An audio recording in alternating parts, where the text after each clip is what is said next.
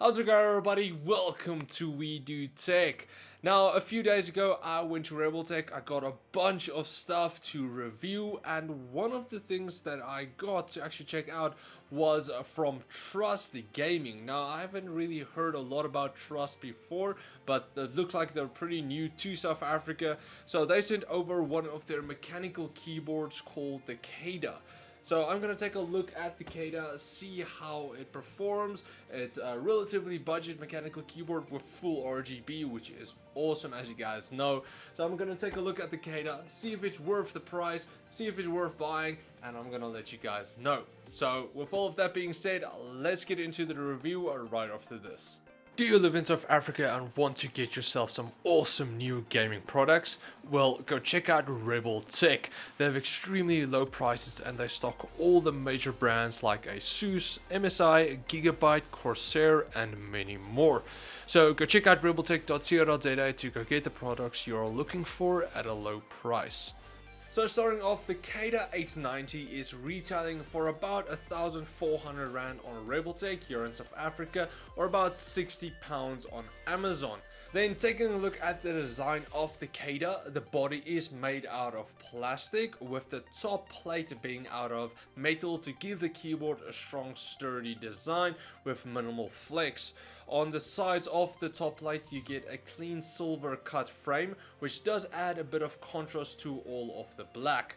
At the front you get the red backlit Trust GXT logo. Now unfortunately you're not able to change the colors or turn it off, it's fixed to just red, but it doesn't really ruin the aesthetics of the keyboard at all. The placement actually does make it fit quite well with the rest of the keyboard in my opinion. And then also, of course, you do need to have that RGB lighting, with the Kada actually featuring 16.8 million different colors per key, so it does have you covered with that.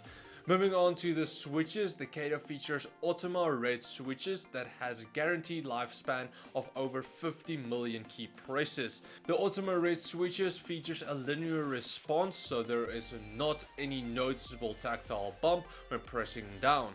It also needs an actuation force of around 50 grams and has a 4mm travel distance and a response time of 5 milliseconds.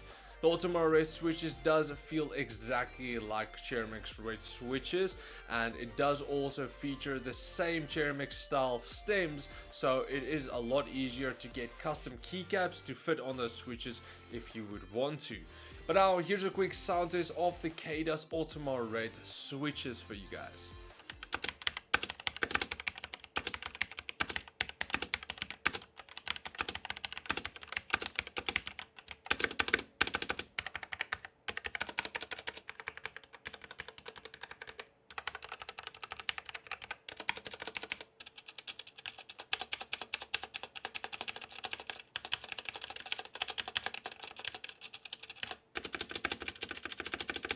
Now, as for the keycaps, they are double shot injected, so the transparent icons won't fade in time and lets a lot of the backlight shine through. But on some of the keys, the backlight does not shine through completely, or you can see the stem of the switches through the keycaps transparent engravings. Luckily, it's not that noticeable, but it is something worth mentioning. Now, another thing worth mentioning is some of the large keys do feature key wobble that does cause the support housing to rattle quite loudly.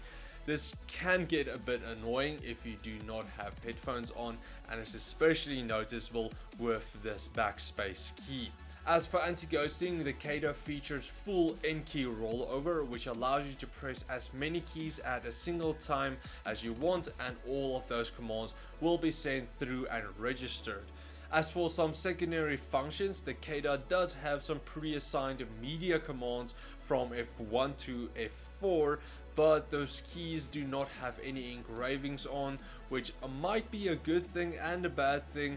It does keep the keys nice and neat, but you don't really see what the commands for those keys are. But you are also able to assign more commands to those keys if you wanted to, just using the software, which we will get into a bit later. Now, taking a look underneath the Kada, you get 4 rubber pads in the corners for grip. You also get 2 flip out keyboard feet with some rubber padding on those as well. Now this is where it gets a bit disappointing.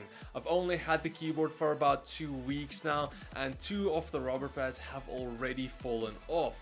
The glue used to stick the pads to the keyboard is just not strong enough at all, and if you are going to move the keyboard around a bit more on your desk, you are definitely going to lose those pads.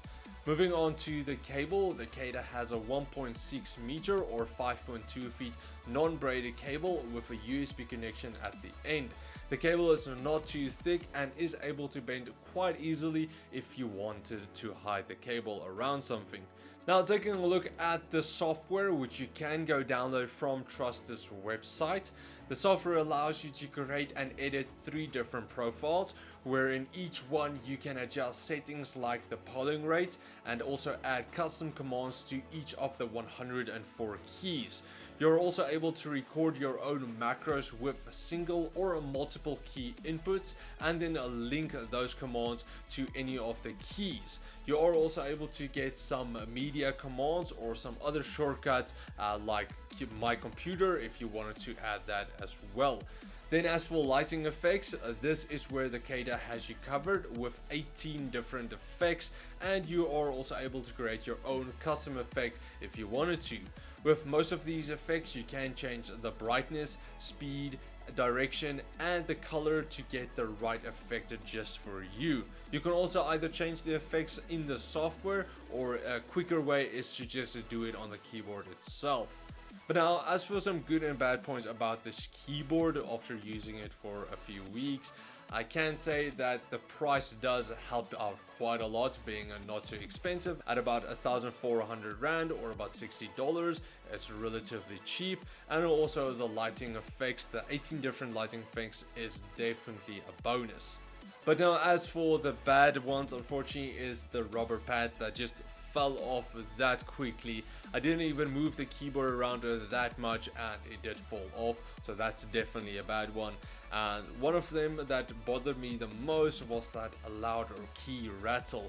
It was especially noticeable on the backspace key, where you would just sometimes wobble around the key and it would really irritate you, especially if you don't have any headphones on. And then something that I did notice, it didn't really happen every single time, but sometimes the effects didn't want to apply, or my secondary commands didn't want to activate. This was usually after I would change some commands in the software, and after that none of the effects or the secondary functions wanted to work, and only after I restarted the computer or after some time did it actually work properly again. Now again, it didn't happen every single time, but now and then it did happen, unfortunately. So now, in conclusion, what do I think about the Kata? Well, it is certainly not the best keyboard on the market, but it is nice to see that good mechanical keyboards are getting cheaper and cheaper. A few years back, this keyboard might have gone for almost double what it is going for now. There are a few other keyboards at the same price point, but the Kata does deliver the full package with a strong build quality, good switches, and of course a very good RGB lighting. And also, gaming on the Kata was very enjoyable, with the Ultima Red switches being fast and not overly loud. And again, the Cherry MX Red switches are the most widely used switch out there for gamers. So if you do like the feel of the Cherry MX Reds, again, the Ultima Reds is going to work perfectly for you. Also, the same goes for typing. The switches work well for that, except for the backspace again, with that key wobble being a bit too loud for me personally. Stuff like that does annoy me kinda. But otherwise, all of the rest was completely fine, and I did really enjoy my time with the Kata. So if you guys are looking to get the Kata for yourself, I will leave links in the video description where you can buy it on Rebeltech if you live in South Africa, or on Amazon if you live overseas. So again, a big thanks to Trust for sending over the Kata for this review. Also, if you guys did like this review, please like, share, subscribe, and comment like always. And then if you guys want me to review anything else, please let me know in the comments down below and I'll try to get my hands on it. But anyway, that's pretty much it. Thanks for watching, guys, and I will check all of you next time. Cheers, guys.